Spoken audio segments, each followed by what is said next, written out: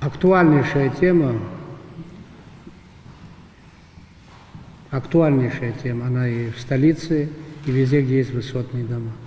Отдельной программы нет, тогда она была, и то, что это надо делать немедленно, это факт, но в бюджете таких средств нет.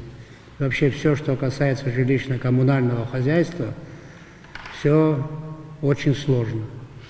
На сегодняшний день те заявления, письма, поручения президента, просьбы депутатского корпуса, актива сел, я уже об этом говорил, не лишнее напомнить еще раз, эти бумаги весят примерно 4,5 миллиарда рублей, в том числе и замена лифтового хозяйства. 136 домов сгорело за 3 года. Лежат заявления, 138 заявлений только участников войны, инвалидов первой и второй групп на замену кровель частных жилых домов. И эти реальные просьбы, к сожалению, мы не можем поддержать. Я думаю, что если такими темпами мы пойдем, то от резервного фонда президента страны практически ничего не останется.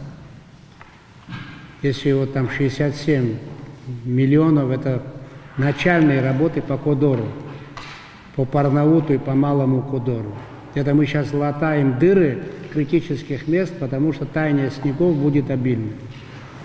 И, к сожалению, реально отреагировать на все, по лифтам в неделю приходит 6-7 заявлений граждан.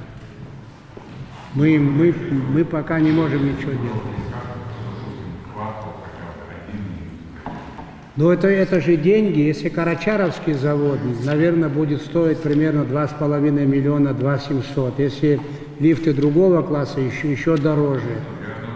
Это еще установка, ну и так далее.